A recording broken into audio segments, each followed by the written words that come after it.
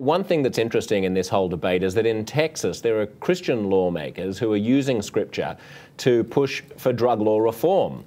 Earlier, we sat down with Republican State Representative David Simpson, who actually makes a Christian case for legalizing marijuana. Take a look.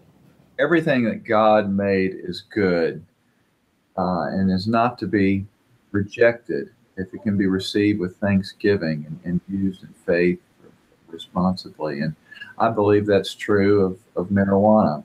It's not a problem that government needs to fix. It needs to get out of the way and allow people to use the plant for good.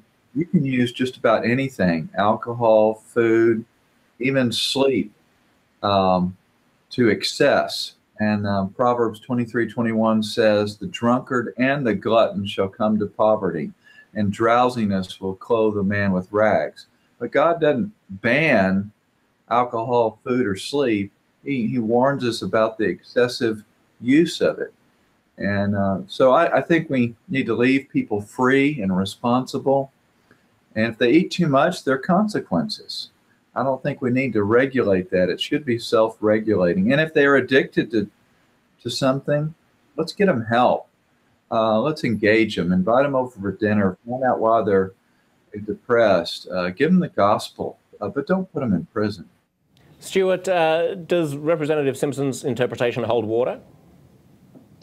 I would say so. You know, Christianity itself was not born out of a hyper-puritanical mindset. Like I was saying in my previous response, yeah, you can find negative statements about alcohol in excess, but in moderation. You know, Jesus himself was accused of being a glutton and a drunkard.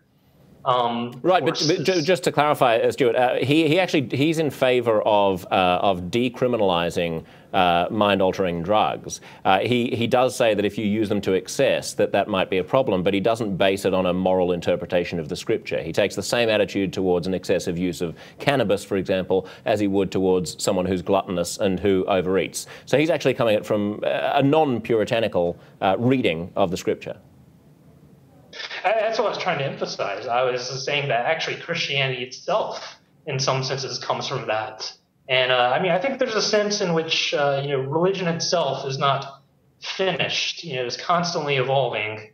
And I mean, I would just reiterate that there is no prohibition against alcohol in the Bible, and it is spoken of very positively in the New Testament, for example. So, I mean, by analogy, at the very least, I would say that this lays the groundwork for an ethical theory that may have legal consequences if you're the type of person to do that.